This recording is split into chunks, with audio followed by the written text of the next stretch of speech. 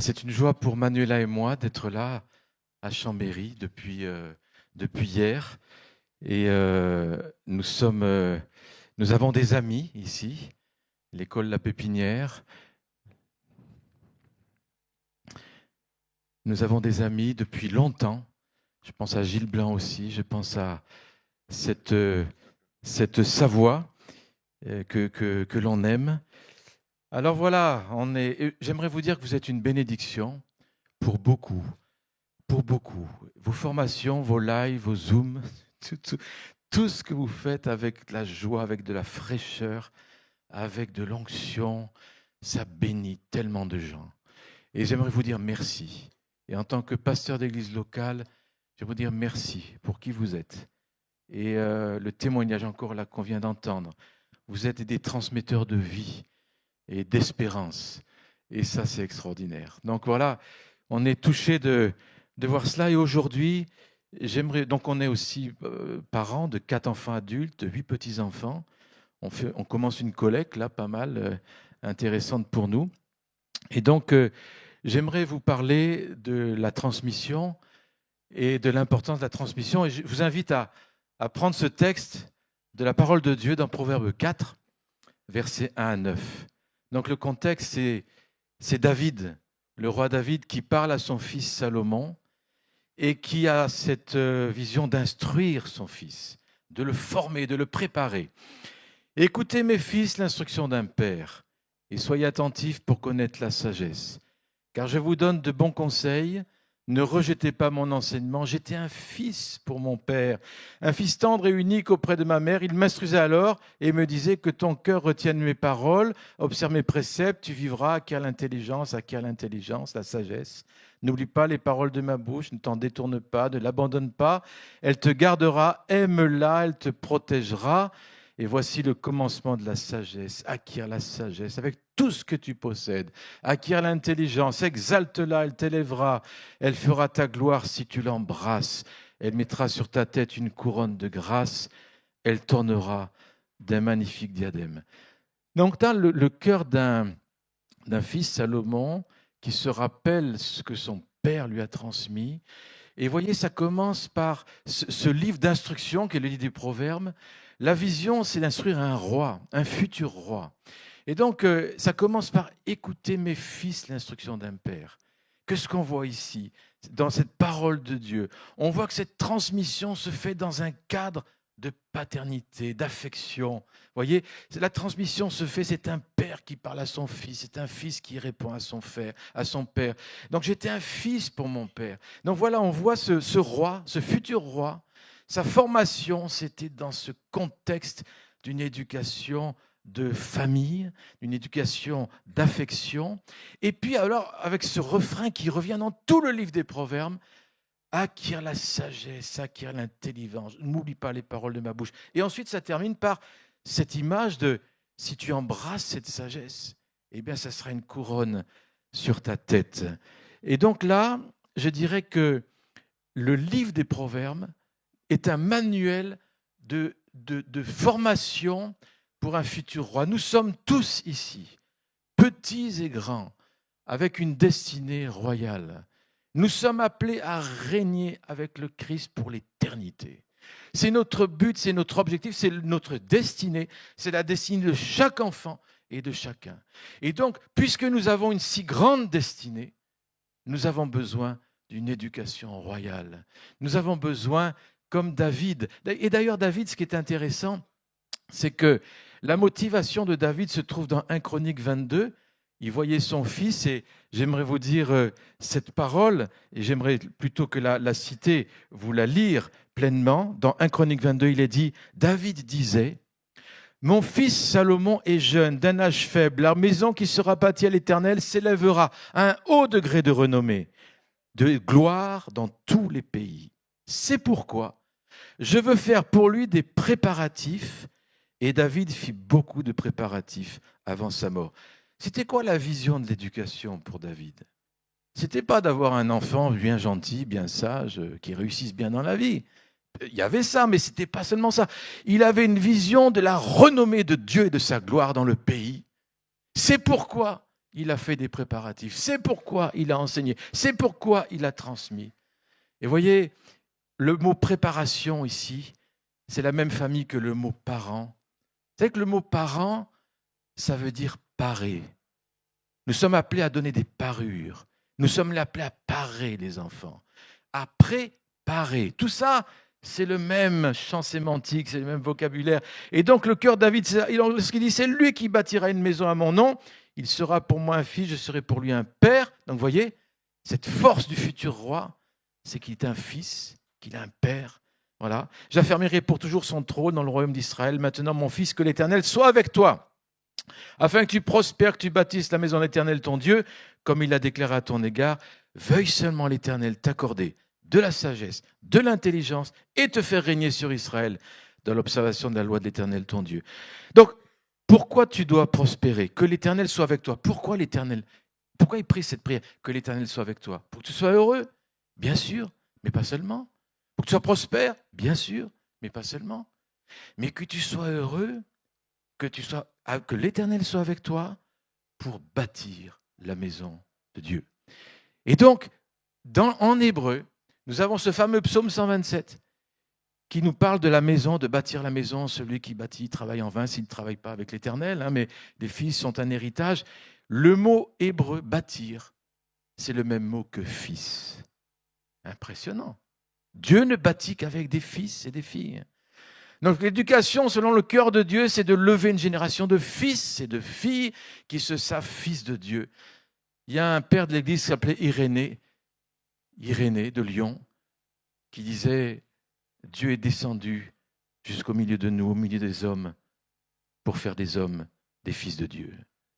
Il est descendu pour nous élever. » Et un autre père de l'Église disait que le maître d'école, c'est celui qui s'abaisse jusqu'à l'enfant pour l'élever jusqu'à Dieu.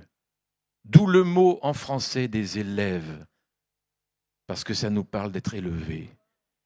Donc, voyez, on voit que le cœur de David, la motivation de David, waouh, c'était la renommée de Dieu et de la gloire de Dieu sur le pays. Et donc, Proverbe 8, par moi les rois règnent, c'est la sagesse qui parle. Par moi les rois règnent, les princes ordonnent ce qui est juste, par moi gouvernent les chefs, les grands, tous les juges de la terre, par moi la sagesse. Donc, cette sagesse, voyez, cette motivation de l'éducation, cette vision que la sagesse est le plus grand des trésors. D'ailleurs, vous demandez à un juif, dans toute la tradition des juifs, des hébraïques, qu'est-ce que c'est le but de l'éducation? Il va toujours vous dire, eh bien, c'est la sagesse. C'est acquérir la sagesse. Alors, le cadre, que ce qu'on a vu dans le texte qu'on a lu, c'est que ce cadre de la transmission, c'est la famille. C'est la famille. Et la famille au sens papa-maman, mais aussi la famille au sens plus large du terme, la famille de Dieu. Pour un juif, la famille, ce n'est pas seulement papa-maman, c'est le tonton, c'est la tata, c'est la famille, quoi, au sens hébraïque du terme. Donc, nous avons la communauté qui est appelée à lever et à éduquer. L'accent qu'on a vu, c'est écouter, écouter, le premier commandement, savoir écouter. Éduquer, c'est apprendre à écouter. Une génération qui apprend à écouter, on a gagné.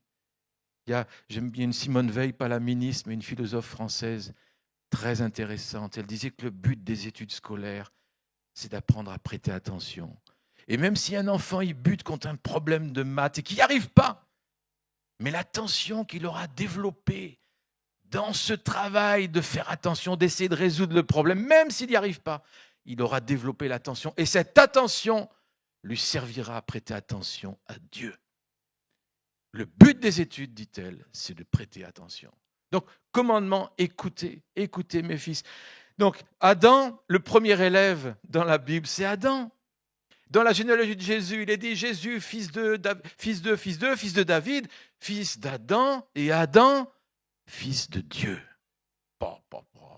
Premier élève, fils de Dieu. C'est ça l'idée. Donc, l'éducation, c'est une affaire de famille, parce qu'en fait, si tu veux des fils, il faut des pères et des mères.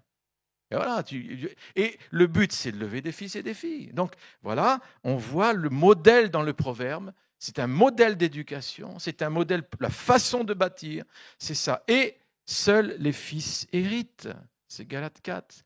Un enfant n'hérite pas. Un enfant, c'est un épio, c'est un enfant qui n'est pas capable d'hériter. Mais un fils, c'est ouios. En grec, c'est ouios. Un fils, c'est celui sur qui on peut compter. Et donc, l'éducation consiste à passer de stade de népio au stade de fils. Et les fils héritent. Les fils héritent. Et alors, nos enfants, vous-même, tous ici, nous sommes appelés à hériter. Mais hériter de quoi? Eh bien, hériter déjà, Dieu, c'est notre héritage. Voilà. Mais l'héritage d'Abraham, c'est le cosmos. Waouh! Mais c'est un truc de dingue. Le cosmos.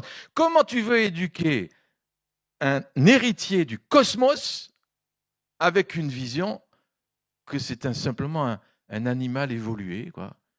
Il faut faire un bon job, tu auras un bon travail, voilà, tu auras un bon métier. Mais c'est pauvre, ça, mes amis. Nous avons la responsabilité en tant que communauté d'éduquer des héritiers du cosmos. Mes amis, plus grande sera la vision de qu'est-ce qu'un homme, plus grande sera la vision de l'éducation. Plus petite sera notre vision de l'homme, plus petite et minable sera la vision d'éducation. Donc seuls les fils héritent, seuls les fils sont des bâtisseurs. L'alliance de la famille, ça parle de la famille. La famille, c'est l'alliance. Et l'alliance, elle concerne toute notre vie, pas seulement notre vie spirituelle. Donc, le culte qu'on offre à Dieu, notre culte, comme on l'a fait tout à l'heure, c'est la base de tout. Un culte, on adore le Seigneur, on l'aime. Mais ce culte, s'il est authentique, il déborde sur la culture. Il déborde sur la culture. C'est un théologien qui disait, M. Courtial, le culte que nous avons à rendre à Dieu doit progresser peu à peu, non seulement dans notre vie cultuelle, au sens étroit par rapport à l'Église instituée, mais aussi d'une manière surtout dans notre vie culturelle par rapport au règne de Dieu et à l'Église au sens large, qui embrasse avec bien au-delà de l'Église instituée tous les aspects éthiques, professionnels, légaux, artistiques, économiques, civiques, sociaux, relationnels, historiques, intellectuels. Le Seigneur qu'on sert est un Seigneur qui veut tout, qui est Seigneur de tout. Tout est de lui, tout est par lui, tout est pour lui. Mes amis, c'est un grand Dieu qu'on sert. On lui donne notre cœur et il veut tout ensuite, parce que le cœur, c'est la source de tout. Abraham Kuyper, c'est un pasteur hollandais qui est devenu Premier ministre en Hollande, aux Pays-Bas. Il disait, il n'y a aucun domaine de la culture des hommes dont le Christ ne dise, c'est à moi. C'est à moi. Et donc, Francis Schaeffer aussi disait, le salut qu'on a reçu du Seigneur, ce n'est pas seulement l'individu, mais c'est pour toute la culture, c'est pour tout le cosmos.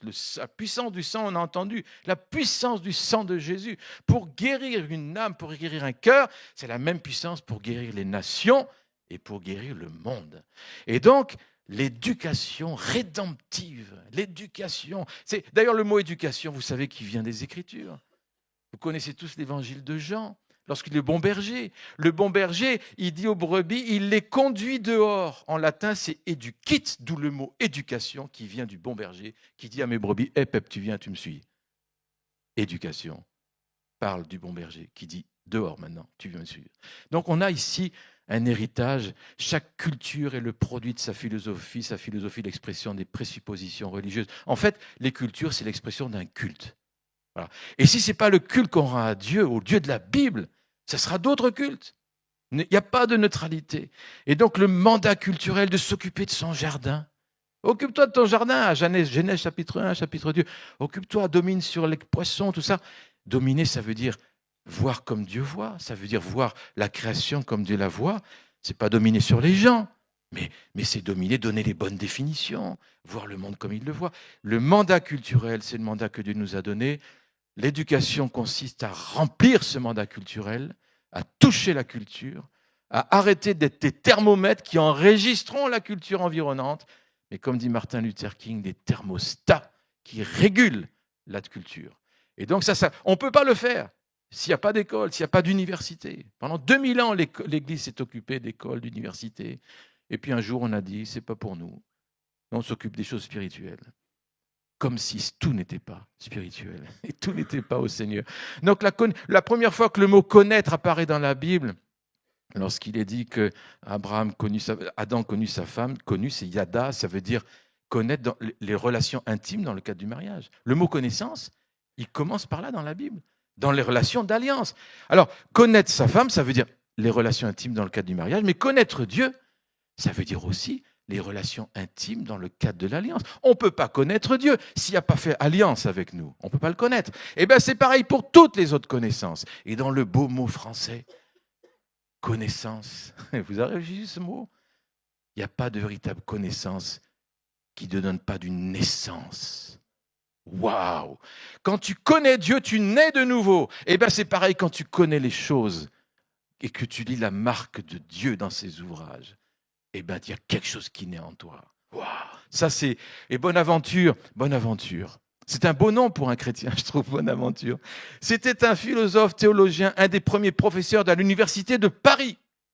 Nous sommes au XIIIe siècle. Et il disait ceci: celui que tant de splendeur créée n'illumine pas est un aveugle. Celui que tant de cris n'éveille pas est un sourd. Celui que toutes ses œuvres ne poussent pas à louer Dieu est un muet. Celui que tant de signes ne force pas à reconnaître le premier principe est un sot. Ouvre tes yeux, prête l'oreille de ton âme, délie tes lèvres, affûte ton cœur.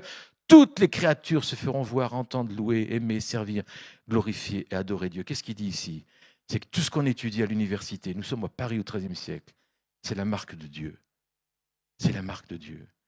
Et donc, il y avait cette idée que la connaissance, dans les écoles et dans les universités, le but, c'est quoi?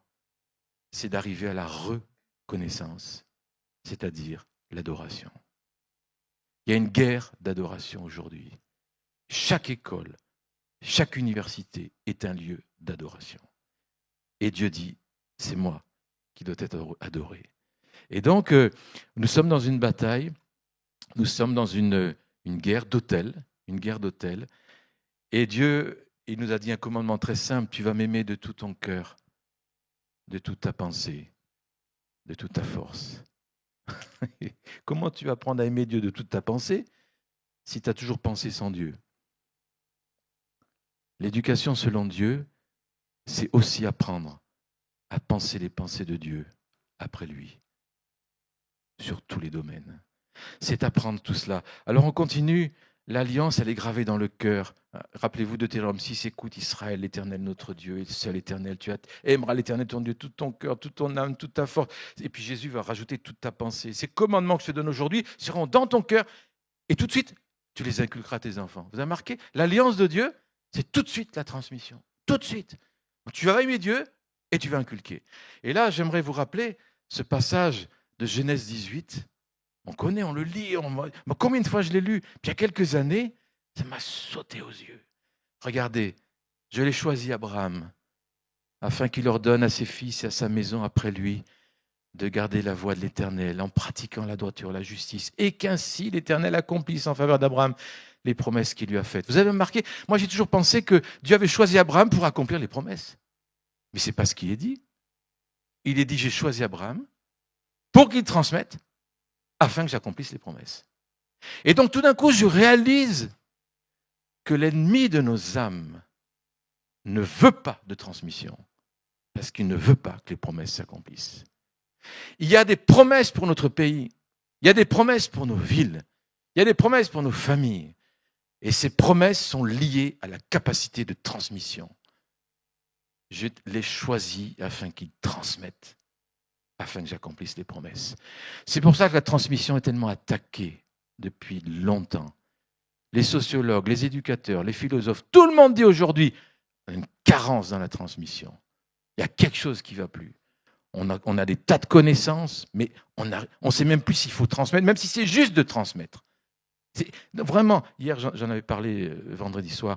Et Deutéronome 6 nous dit, voilà, écoute Israël, tu inculqueras la parole à tes enfants, et puis ensuite, qu'est-ce qu'il est dit? Donc ça sera une marque sur leur front, sur leurs mains, tout ça.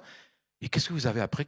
Eh bien voilà, tu vas rentrer dans des villes que tu n'as pas bâties, dans un pays. C'est l'héritage.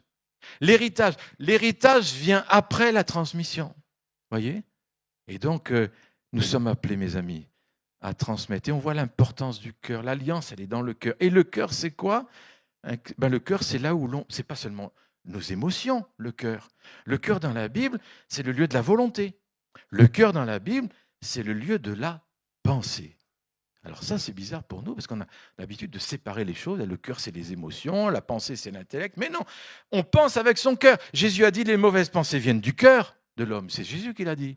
Eh bien, les bonnes pensées aussi viennent du cœur. Et en fait, l'éducation, selon Dieu, le cœur de l'éducation, c'est l'éducation du cœur. Il faut toucher le cœur. C'est pour ça que dans les Proverbes, à un moment, David, il dit, mon fils, viens là, donne-moi ton cœur.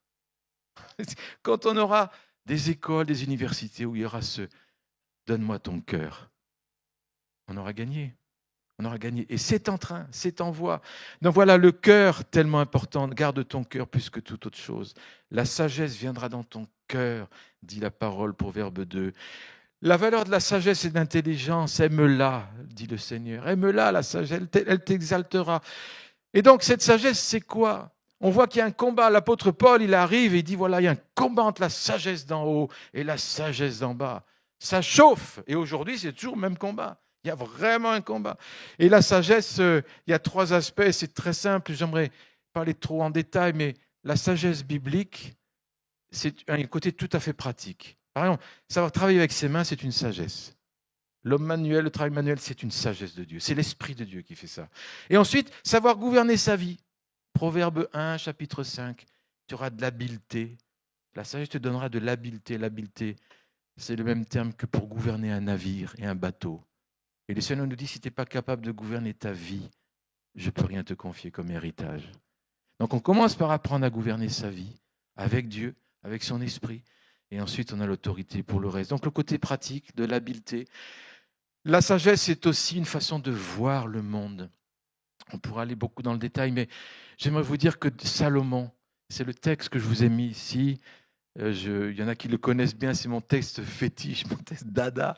Un jour, j'ai réalisé cette sagesse. Alors bien sûr, on connaît la sagesse de Salomon hein, dans les procès avec l'enfant de chaque femme qui dit c'est le mien, et il a réussi à résoudre pas mal de problèmes. Mais là, on a une expression de la sagesse étonnante. Dieu donna à Salomon de la sagesse, une très grande intelligence, des connaissances multipliées comme le sable qui est au bord de la mer. Des connaissances. Dieu est un Dieu qui aime la connaissance. Il veut nous en donner. Il a prononcé 3100 sentences. Il a composé 1005 cantiques. Moi, j'aime bien ce détail de 1005. Tu sais, 1005. Voilà. Je sais pas si c'était dans... Il a parlé sur les arbres. Je dis, mais c'est quoi cette sagesse-là sur les arbres? Depuis le cèdre du Liban jusqu'à l'hysope qui sort de la muraille, il a parlé sur les animaux, sur les oiseaux, sur les reptiles, sur les poissons. Et alors le pire, c'est qu'il venait des gens de tous les peuples pour entendre la sagesse de Salomon. Mais qu'est-ce qu'il a pu dire sur les arbres et les poissons? En fait, qu'est-ce qu'il nous dit ici, ce texte biblique? Il nous dit que Salomon, il a parlé sur la création de Dieu. Et il a parlé un discours que personne n'avait déjà entendu. L'éducation, les programmes scolaires, les programmes universitaires sont tous des discours sur la création. Tous. Mathématiques, sciences, économie, politique, c'est la création de Dieu. Donc c'est des discours sur la création. Mais quel discours? Et Salomon, lui, il a parlé du discours de Dieu sur la création. Et donc ça, c'est la sagesse aussi. Et là, je peux vous dire que ce n'est pas seulement des faits. Il n'a pas décrit l'arbre comme un scientifique le décrirait, pas seulement. Mais il a donné du sens. Donner du sens, c'est aussi la sagesse de Dieu. Et l'aspect théologique, ça c'est très simple. La sagesse, elle n'appartient qu'à Dieu.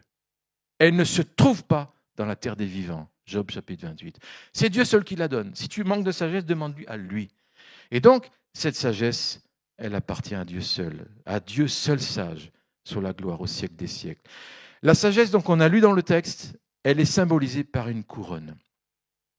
Et moi, depuis 30 ans, c'est quelque chose qui m'a percuté, cette histoire. Tout d'un coup, j'ai réalisé, cette couronne sur la tête, tout d'un coup, j'ai fait le lien avec la couronne de Jésus. Jésus aussi a porté une couronne. C'est une couronne d'épines. Et les épines dans la Bible nous parlent de la malédiction. Et ces épines, elles ont percé son front. Et le front dans la Bible nous parle aussi de la pensée.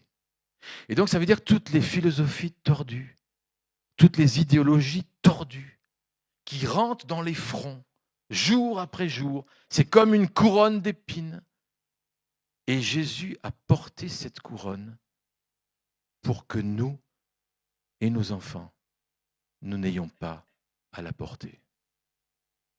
Et il a porté cette couronne parce qu'il a prévu une autre couronne, la couronne de la sagesse.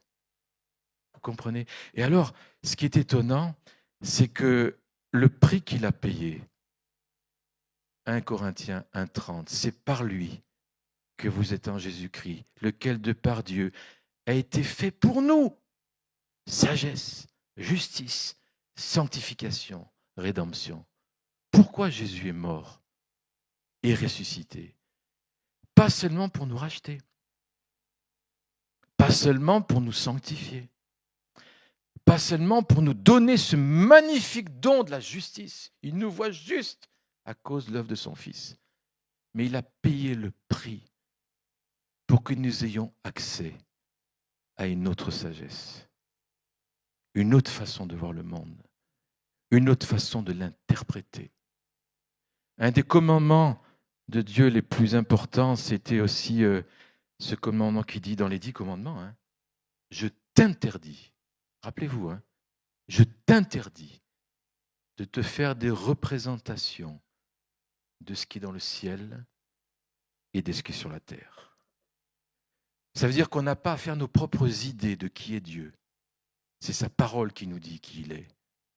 On n'a pas à nous faire des idées de qu'est-ce qu'une famille, de qu'est-ce qu'un homme, de qu'est-ce que la science. Comprenez? Nos propres idées, ça devient des idoles.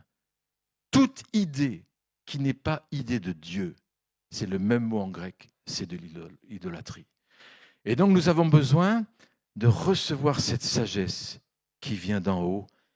Et le vêtement blanc que Dieu donne quand un pécheur se donne au Seigneur, il est blanchi. Et c'est un vêtement blanc, mais il y a beaucoup plus que le vêtement blanc. Parce que Dieu ensuite, il veut donner une couronne. Il veut donner à nous, les enfants, une couronne. Et là, cette diapositive, je la donne souvent quand il y a une première intervention comme ce soir. Mais Jésus, il est formidable, ce Jésus. En théologie, il est la plénitude de la divinité, théos. En philosophie, il est le Verbe de Dieu, la parole de Dieu. Moi, je me suis régalé pendant des années à enseigner la philosophie au terminal. Et je me rappelle le plaisir que j'avais, le malin plaisir, à commencer, j'étais encore des tableaux à la craie, vous savez, on était encore vieux jeu. Alors, je commençais avec la phrase de saint Augustin, le vrai philosophe, c'est celui qui aime Dieu. Le ton était donné pour l'année de terminale, c'était clair, c'était net, c'était emballé. En éthique, il est la lumière. Donc la philosophie, amour de la sagesse, c'est le Christ lui-même. Voilà. En éthique, il est la lumière, en biologie, il est la vie, en psychologie, il est le sauveur, en sociologie, il est le fils, en droit, il est le législateur, en sciences politiques, il est le roi des rois, seigneur des seigneurs, en sciences économiques, il est le propriétaire de tout, en histoire, il est l'alpha, l'oméga, il gouverne, il fait tomber les grands, il les remonte. En éducation, il est quoi? Il est le seul maître. Le seul maître. Matthieu 22. Quel grand Seigneur. Quel grand Seigneur. Le seul maître. Et donc, Christ, c'est le fondement. Et vous savez, à l'université de Paris, je vous fais remonter au XIIIe siècle, fin du XIIe, XIIIe siècle. Ce professeur Bonaventure dit ceci. L'université n'existait pas avant. C'est l'Église qui a formé les universités avec la Bible au cœur. Imaginez un peu, à Paris. Et cet homme-là, Bonaventure, dit ceci, « Rien ne peut rendre les choses parfaites objet de science si ce n'est la présence du Christ, Fils de Dieu et Maître. » Mes amis, vous avez ici la science, la définition de la science, c'est la science de ce que Dieu a fait. C'est ça. Et donc cette science qui conduit à l'adoration, à plus l'adorer. C'était ça, l'université de Paris, qui a formé les princes pour toute l'Europe. Et un jour, l'ennemi a vu ça. Il a dit, oh là là, mais l'Église est en train d'enseigner les nations. Comme si c'était notre mandat, c'est le mandat de l'Église. Enseigne les nations, baptise-les dans la vérité. Et donc, voilà, il a vu ça, il a dit, tiens, je vais prendre la structure. Je vais virer là tout ce qui est cette Bible, cette révélation, tout ça, et je vais enseigner mes idées à moi. Et donc c'est comme ça qu'en France, on a formé les plus grands dictateurs, en Chine, au Cambodge, en Afrique. La même université. Et un jour, l'Église a dit, c'est pas mon affaire. Moi, je vous dis, mes amis, prions pour que non seulement il y ait des écoles, mais des universités chrétiennes, qu'il y ait une restauration, une restitution. Comme ça l'était. La France était une terre de bénédiction pour bénir les nations par le monde universitaire. Et donc, on est appelé à retrouver cela et à dire au Seigneur, restitution. Donc, voyez, souvenons-nous, et je termine bientôt, mais là, vous avez ceux qui connaissent, quand j'ai découvert cette carte de France, nous sommes au XVIe siècle, lorsque la réforme est venue en France. Il y a eu ça, les petits points que vous voyez, c'est toutes les écoles, tous les lieux de culte qui étaient aussi des écoles, et les gros points noirs, ce sont les universités, les réformes, la parole au cœur. Un jour, quelqu'un demande, et j'aime beaucoup ça, on a parlé d'enfantement tout à l'heure, de donner la vie, et ce combat qu'il y a pour donner la vie. Quelqu'un demande à un professeur d'université huguenot de l'académie de Saumur, « Qu'est-ce que c'est l'éducation pour toi ?» Et il répond, « Éduquer, c'est enfanter à Jésus-Christ. » Vous voyez cette sève de la terre de France, cette vision de la terre de France, cette définition de l'éducation. Et donc, il y a une nuée de témoins, et tous ces gens-là que vous voyez, ces milliers d'instituteurs, ont payé le prix, et souvent de leur vie, pour qu'il y ait la Bible dans la salle de classe.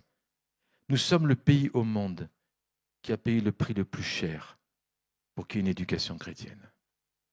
L'ennemi sait le danger que c'est. Et là, je rappelle ces diapos, vous connaissez, c'est le premier ABC en langue française. C'était les Huguenots, l'ABC, voilà, pour apprendre à bien lire les lettres. La crainte du Seigneur, le commencement de la science, grands et petits qui désiraient apprendre à servir Dieu. Le but de l'éducation, c'est servir Dieu.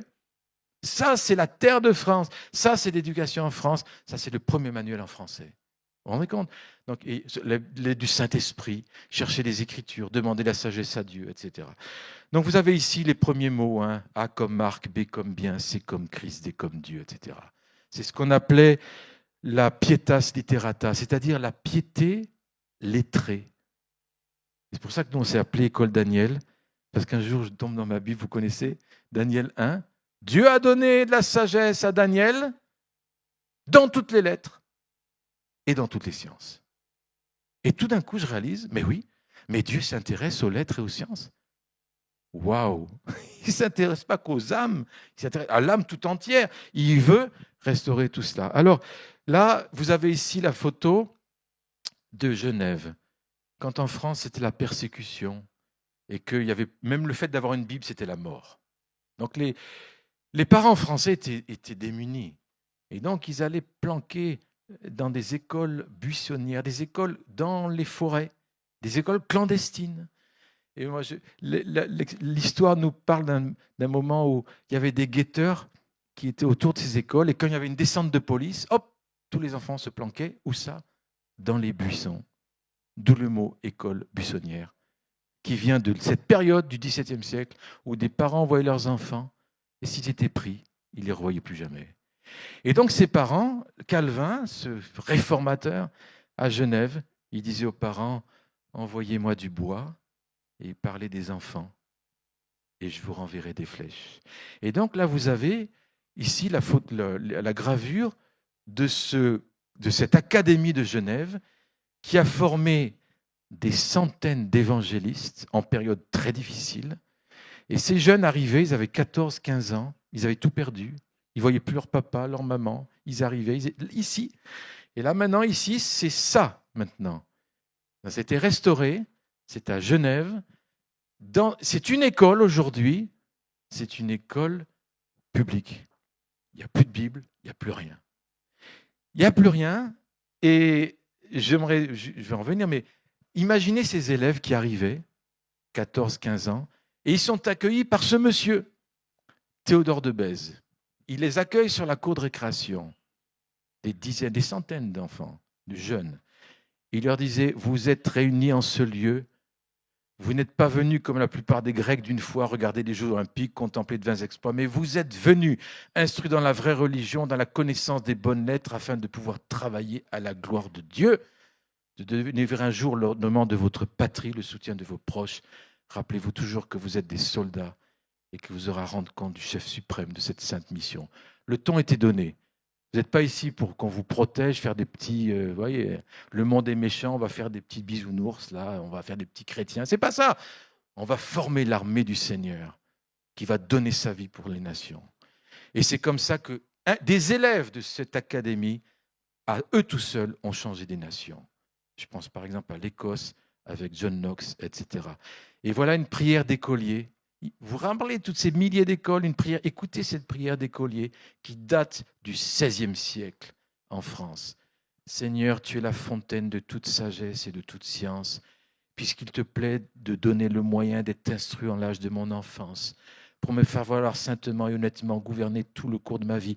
Veuille aussi illuminer mon entendement, lequel est de soi-même aveugle, à ce qu'il puisse comprendre la doctrine qui sera donnée. Veuille confirmer ma mémoire pour la bien retenir. Veuille disposer mon cœur à la recevoir volontiers avec tel désir qu'il appartient, afin que par mon ingratitude, l'occasion que tu me présentes ne périsse. Pour ce faire, veuille répandre sur moi ton esprit, l'Esprit Saint, dis-je, de toute intelligence, de toute vérité, de tout jugement, prudence, doctrine, lequel me rende capable de bien profiter, afin que la peine qu'on prendra à m'enseigner ne soit perdue, et que quelque étude que je m'applique fait que je la réduise à sa vraie fin, c'est de te connaître en notre Seigneur Jésus-Christ, pour avoir pleine confiance de salut, vie en ta grâce, et de servir droitement et purement selon mon plaisir, ton plaisir, tellement que tout ce que j'apprendrai soit comme instrument pour m'aider à ça.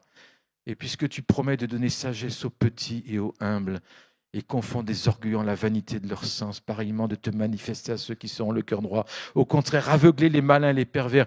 Veuille-moi ranger en vraie humilité par laquelle je me rends docile, obéissant, premièrement à toi, secondement à mes supérieurs que tu as commis pour me régir et enseigner. Davantage, veuille disposer mon cœur à te chercher sans feintise, renonçant à toute affection charnelle et mauvaise.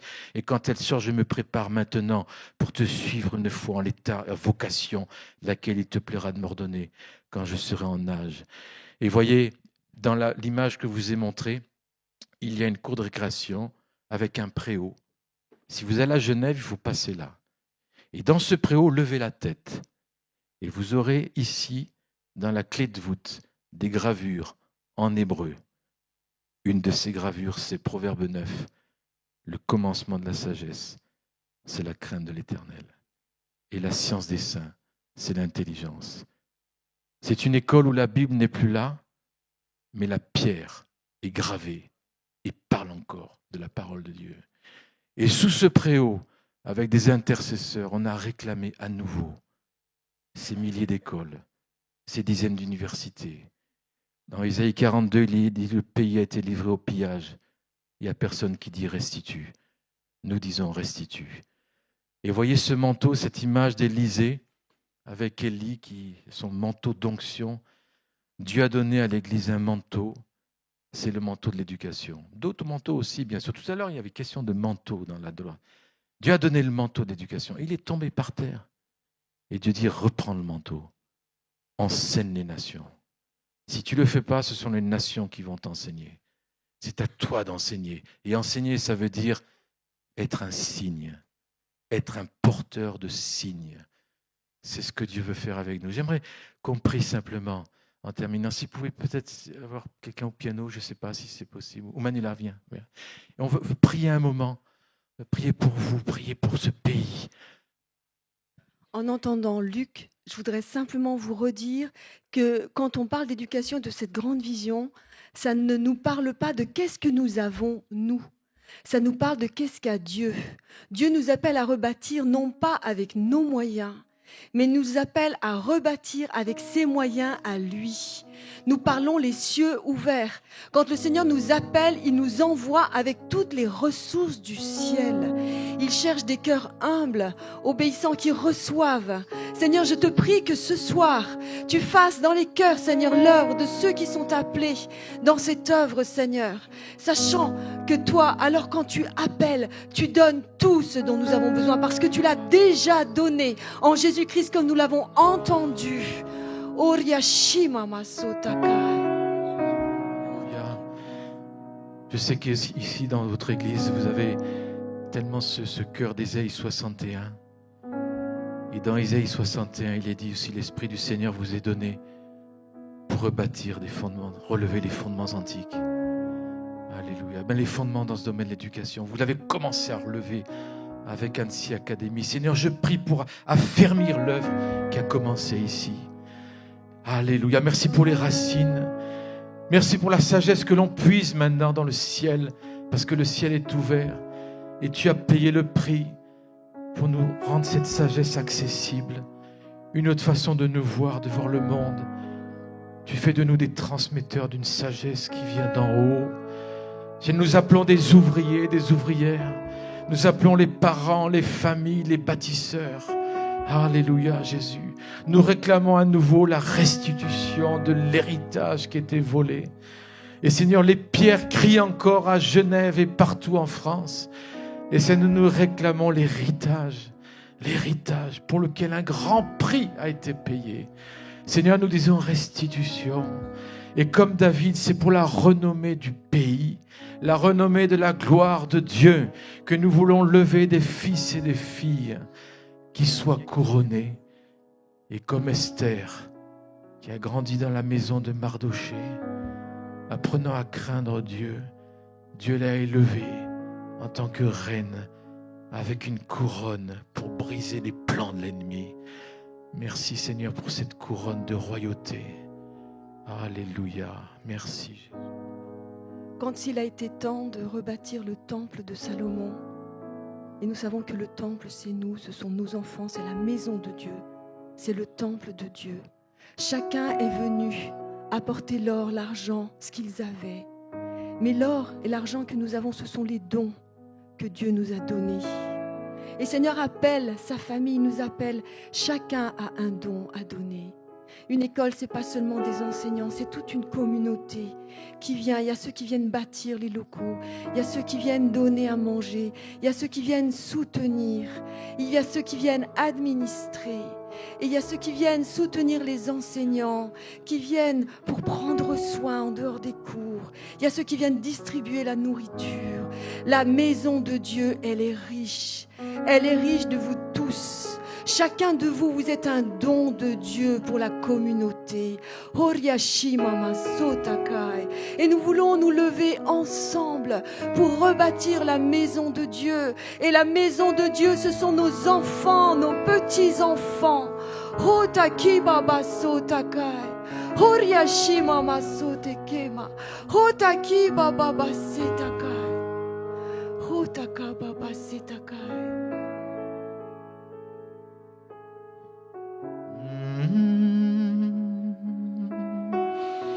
Inyamassidolo, kinyamanedamai, kidabadidabai. Nous réclamons les sources d'en bas. Nous réclamons les sources d'en bas dans ce pays. Et les sources d'en haut. Et les sources d'en haut. Nous réclamons la restitution de ce qui t'est volé. Merci parce que tu le fais, Seigneur. Et tu fais de notre terre de France une terre de bénédiction pour les nations. Je réclame des écoles, des universités dans ce pays. Je prie pour la Savoie, la Haute-Savoie, afin qu'il y ait la multiplication. En 1988, avec une équipe, on a prié pour la France. On a vu des milliers d'étoiles qui ont débordé de la France sur l'Espagne, l'Afrique du Nord. Et Dieu qui nous donnait cette conviction, c'est ce que je vais faire au niveau des écoles, partout. Et on a gardé cette vision dans nos cœurs. On a prié pour ça. Luc, excuse-moi. Arrête-toi, mais ne t'arrête pas. J'aimerais que tous ceux qui sont impliqués dans l'éducation puissent venir devant, s'il vous plaît. Que ce soit les enseignants, profs, maternels, que ce soit les éducateurs, les CPE, Bon, vous vous reconnaissez, mais j'aimerais que vous... Parce que tu es en train de faire couler un miel de restauration, un baume. Et j'aimerais que tu, une fois qu'ils seront là, que tu puisses continuer de parler, parce que je vois vraiment la guérison qui est en train de venir. Et peut-être que vous êtes assis en tailleur, mais je vous propose de vous mettre sur vos genoux parce qu'il y a une c'est pas une obligation, mais parce qu'on est entre de la repentance et de l'édification, c'est-à-dire que c'est... Ne bougez pas, venez devant, venez devant. Lalaina, Adrien, venez devant. Prenez la portion, il y a de la place, vous pouvez vous avancer. On veut reconnaître notamment l'onction. Venez là devant, venez devant, là. Prenez votre portion. Luc et Emmanuel ont quelque chose, Manuela, ont quelque chose de particulier. Ils sont en train de ministrer le corps de Christ avec l'autorité qu'ils ont reçue. On veut, avancez-vous plus proche, venez de... C'est comme si vous ne vouliez pas recevoir. Alléluia. Alléluia. Alléluia. Sora Baba. Et 15 ans plus tard, nous étions au Mexique avec Manuela et je prêchais dans cette grande église et un ancien à la fin est venu me voir, il m'a dit « Pendant que vous parliez, j'ai vu la France couverte d'étoiles qui débordaient sur l'Espagne et l'Afrique du Nord et Dieu vous dit « Je n'ai pas oublié et ce que j'ai promis, je le ferai. » Et vous êtes ici à Annecy, une des étoiles pour encore multiplier. Merci Jésus, merci pour ce manteau qu'on reprend maintenant, que vous avez commencé à reprendre. Alléluia. Parents, enseignants, éducateurs, de prendre ce geste, de reprendre ce manteau maintenant. Ce manteau d'onction, le prix que Jésus a payé, c'est pour qu'on prenne ce qu'il nous a donné. Pardon d'avoir laissé ce manteau, Seigneur, si longtemps. La nuée de témoins qui a donné sa vie pour cela nous regarde aujourd'hui. Cette nuée de témoins nous regarde. Genève, les réformateurs, les huguenots, ils nous regardent aujourd'hui et ils se réjouissent parce qu'ils voient l'action de Dieu de restauration. Pour ce que le frère a dit tout à l'heure, ce miel, maintenant au nom de Jésus, nous venons vous laver de tous les mensonges que l'ennemi a lancés sur vous, comme Gédéon qui se cachait dans sa grotte parce qu'il avait été régulièrement défait, parce qu'il y avait ces Amalécites qui venaient contre eux. C'est ce que nous avons vécu dans l'éducation, mais nous voulons déclarer aujourd'hui que vous êtes ces Gédéons. Vous êtes ces Gédéons. Et nous appelons l'huile maintenant, le sang qui couvre et qui vous lave des mensonges de l'enfer qui ont voulu vous montrer votre incapacité humaine. Mais Jésus dit, ne regardez pas à qui vous êtes, mais regardez à qui je suis en vous. Je suis le ressuscité dans chacun de vous. J'ai mis une portion de vie. Et maintenant nous annulons au nom de Jésus tous ces mensonges. Nous plaidons le sang, nous pardonnons à ceux qui nous ont induits, qui vous ont induits en erreur. Et nous appelons le sang maintenant. Seigneur, pardonne-leur parce qu'ils ne savaient pas ce qu'ils faisaient. Seigneur Jésus, et nous plaidons pour qu'eux aussi viennent à la connaissance de Christ. Et Seigneur, nous plaidons maintenant. Nous plaidons, Seigneur, nous plaidons pour nos bien-aimés ici que tu appelles, ceux qui sont là et ceux qui doivent encore venir. Nous plaidons le sang, nous plaidons le sang. Nous disons, Seigneur, nous venons devant le trône et nous disons que ton sang parle plus fort que tout autre sang. Le sang de l'agneau parle plus fort que tout autre sang et il prévaut sur tout autre sang. Et nous déclarons que le sang de l'agneau couvre nos enseignants, tous ceux qui sont déjà levés, ceux qui doivent se lever, ceux qui sont peut-être pour le moment, qui ont été arrêtés, qui ont été dégoûtés, qui ont été brisés.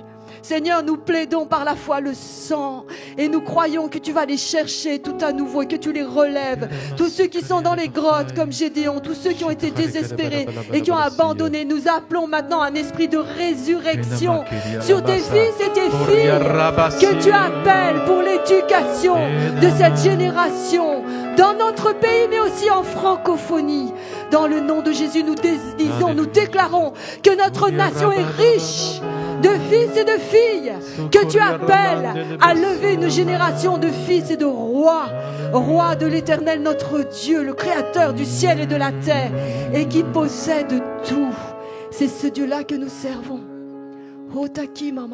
Seigneur, merci pour la guérison qui coule et l'onction que tu as donnée dans cette famille pour guérir et amener la guérison. Seigneur, je vois l'intelligence française qui était blessée, qui était malmenée, qui était divorcée de la révélation de Dieu, de la parole et du pain de vie. Elle a quitté la maison du Père en disant « Je vais me débrouiller toute seule, je n'ai pas besoin de la révélation ». Et elle se retrouve aujourd'hui avec les pourceaux.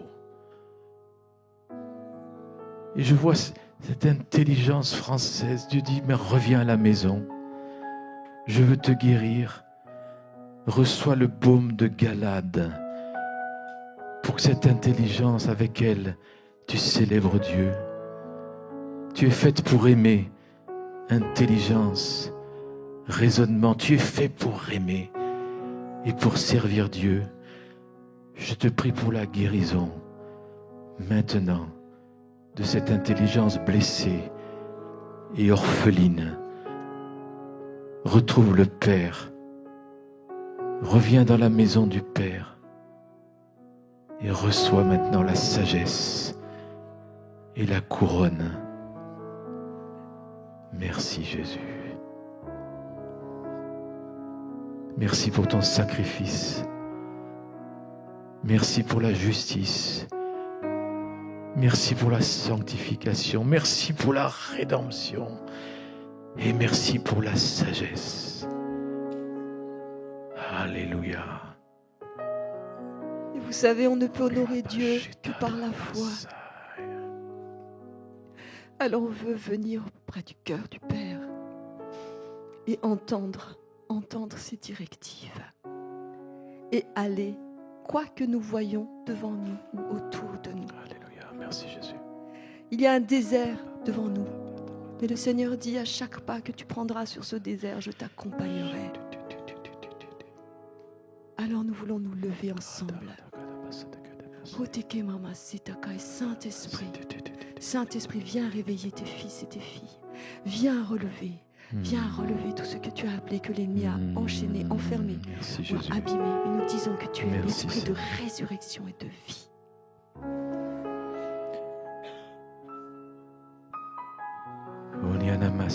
Merci Jésus. Alléluia.